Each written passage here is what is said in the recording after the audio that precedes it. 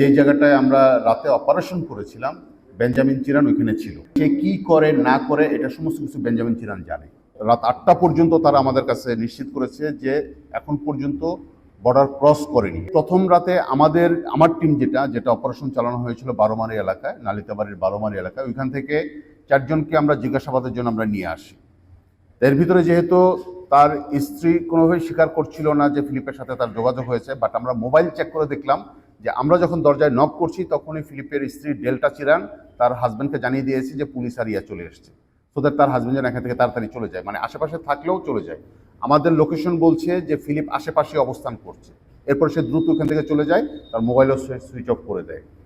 যে 4জনকে আমরা এনেছিলাম সেই 4জনকে ভিতরে 3জনকে আমরা পুলিশের কাছে দিয়ে দিই রাত 3:30টার দিকে, রাত 3:30 বা 4টা, শনিবার রাত 3:30 অথবা 4টার দিকে পুলিশের কাছে, মানে আমরা জিজ্ঞাসাবাদ করেছি প্রায় 2 ঘন্টা আমাদের ক্যাম্পের ভিতরেই।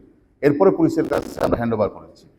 পুলিশ ধোবাউড়া এবং হালুয়াঘাট এলাকায় যে অপারেশনগুলো যারা চালিয়েছে, আমি পুলিশকে বলেছি যে কার কার সাথে আপনারা যোগাযোগ করবেন, সোর্স হিসেবে কাকে কাকে নিয়োগ করতে পারেন, একে জিজ্ঞাসা করেন, ও হয়তো আপনাকে আরও অধিকতর তথ্য দিতে পারবে। এবং ভুটিয়াপাড়া, হালুয়াঘাটের ভুটিয়াপাড়া এলাকার যে ব্যক্তি এরকম মানব পাচারের সাথে সবচেয়ে বেশি নাম আসে, তাকে যেন নজরদারিতে পুলিশ নিয়ে আসে এবং তাকে নিয়েও যেন জিজ্ঞাসাবাদ করে, সেই তথ্যটাও আমি পুলিশের কাছে হ্যান্ড ওভার করেছি। আমরা বিজিবি সর্বাত্মক চেষ্টা করেছি আমাদের এই এলাকাতে পুলিশ অপারেশনে আসলে যেন যত ধরনের তথ্য দেওয়া সম্ভব হয় পুলিশ যেন সেটা পায়। আমাদের পক্ষ থেকে সর্বাত্মক চেষ্টা করা হয়েছে। পুলিশের মাধ্যমে একটা তথ্য আমরা পেয়েছি, স্থানীয় সোর্স যারা আছে, মূলত এই মানব পাচারকারের সাথে কম বেশি যারা জড়িত থাকে তাদেরকে আমরা জানি যে কারা এটা করে, তাদের মাধ্যমেও আমরা যোগাযোগ করার চেষ্টা করেছি। তাদের পক্ষ থেকেও কিন্তু বিভিন্ন তথ্য এসছে এবং তাদের পক্ষ থেকে নিশ্চিত করেছে শনিবার সন্ধ্যা রাত 8টা পর্যন্ত তারা আমাদের কাছে নিশ্চিত করেছে যে এখন পর্যন্ত বর্ডার ক্রস করেনি। এটা হচ্ছে একজনের ভাষ্য। তারা অবস্থান করছে নালিতাবাড়ি এলাকাতে এবং ফিলিপ সেটা জানে। এই জন্যই আসলে ফিলিপের কথাটা বারবার এখানে উঠে আসতেছে। আবার এটাকেও আমরা উড়িয়ে দিচ্ছি না যে এখনো আছে, আমরা কাজ করছি, এটা নিয়ে কাজ করছি। এই জন্য ফিলিপ স্নাল যে ব্যক্তিটা আছে তার প্রসঙ্গটা বারবার উঠে আসতেছে এই একটা কারণে। কোথায় ছিল, কিভাবে আসছে, এর আগে যে তথ্যগুলো এসছে, ধারাবাজারে এসছিল, ওইখান থেকে মোটরসাইকেলে করে গিয়েছে, তারপর সীমান্ত পার হয়েছে, যদি হয়ে থাকে কোন দিকে, যেই কথাটা বলা হচ্ছে হালুয়াঘাটের ভুটিয়াপাড়া এলাকা দিয়ে, ওইখানে আমাদের অনেকগুলো বিএপি আছে এবং সবাই কিন্তু চেকপোস্ট ওইখানে বসিয়েছিল।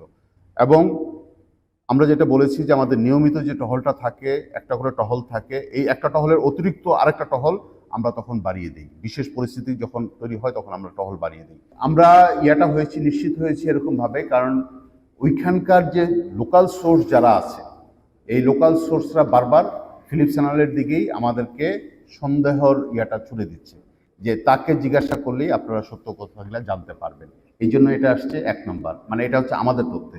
ঠিক একইভাবে পুলিশের যেই তথ্যগুলো আছে সেই তথ্যটাও করছে ফিলিপ স্যানালের দিকে।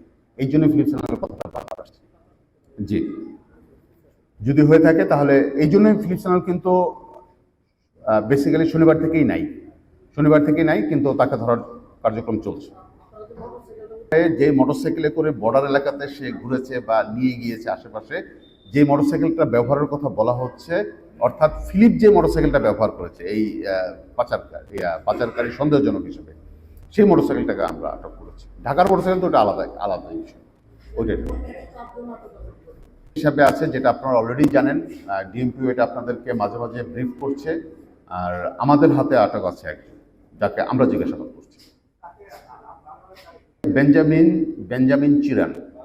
বেঞ্জামিন চিরানটা হচ্ছে আত্মীয়, তাকে জিজ্ঞাসাবাদ করা হচ্ছে। কারণ ফিলিপকে যে জায়গাটায় আমরা রাতে অপারেশন করেছিলাম, বেঞ্জামিন চিরান ওইখানে ছিল। সে কি করে না করে এটা সমস্ত কিছু বেঞ্জামিন চিরান জানে। আপনারা সবাই জানেন এটা পুরোটা হচ্ছে পাহাড়ি এলাকা, মানে আমাদের সীমান্ত যেখানে শেষ, জিরো লাইন যেখানে শেষ, এর অপর পাশে কিন্তু পাহাড়ি এলাকা। 100% এসব এলাকাতে সিলগার কখনোই করা সম্ভব না, কিন্তু আমরা আমাদের সর্বাত্মক চেষ্টা করি। এবং এই এলাকার সব জায়গা দিয়ে কিন্তু মানুষ যাতায়াত করতে পারবে না। সম্ভাব্য কিছু স্থান থাকে যেগুলো আমরা দিনের পর দিন, বছরের পর বছর কাজ করতে করতে আমরাও নিজেরাও জানি, স্থানীয় যারা বসবাস করে তারাও জানে যে সম্ভাব্য রুটগুলো কোনগুলো হতে পারে।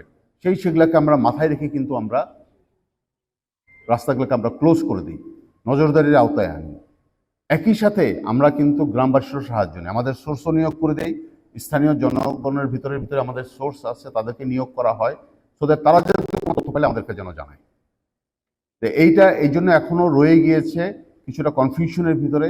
সেই কনফিউশনটা যত তাড়াতাড়ি আমরা যদি দূর করতে পারি, তাহলে সবার ভিতরেই যে একটা অনিশ্চয়তা দেখা দিচ্ছে সেটা হয়তো বা কেটে যাবে।